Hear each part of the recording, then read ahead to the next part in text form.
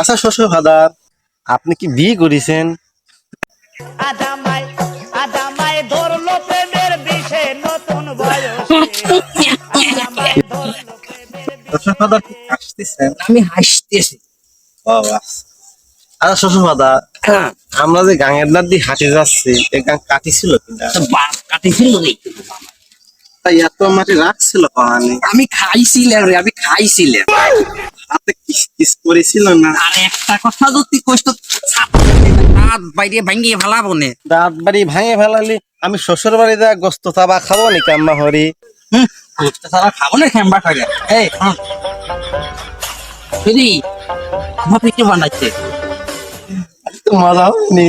আচ্ছা শ্বশুর ফাদার, আপনি কি বিয়ে করেছেন? কপাল আমার কপাল। দেখ তো শালা ইতরে জামের কথা। এরে আমি যদি বিয়ে না করি তোর ডাইলো কন্থে। শ্বশুর ফাদার, আপনার কি কোনো ছেলে মেয়ে আছে? কপাল আমার কপাল। আমার জামাইও আমার কয় কি আমার কোনো ছেলে মেয়ে আছে কি না। এই বুড়ো বয়সেও আমার এই কথা শুনতে হয়েছে। তোর সাথে মিয়া বিয়ে দিয়ে আমি ছাই খাইছি ছাই। তো ছাই খাইতে গেলেন কে? আমার কোলে তো 10 কেজি চাল পাঠা দিতে। দেখ আর একটা কথা যদি কইছিস বাড়ির দিতে পাপা একদম ভাঙিয়ে ফেলাবো। আমার কপাল।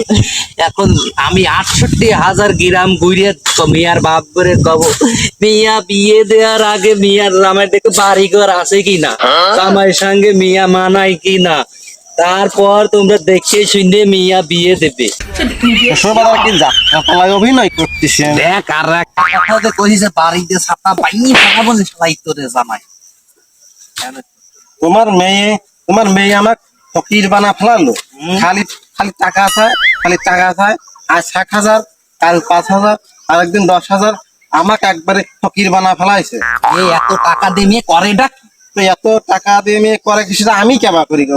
আমি কোনোদিন দিছি নাকি? রে শালার জামাই রে।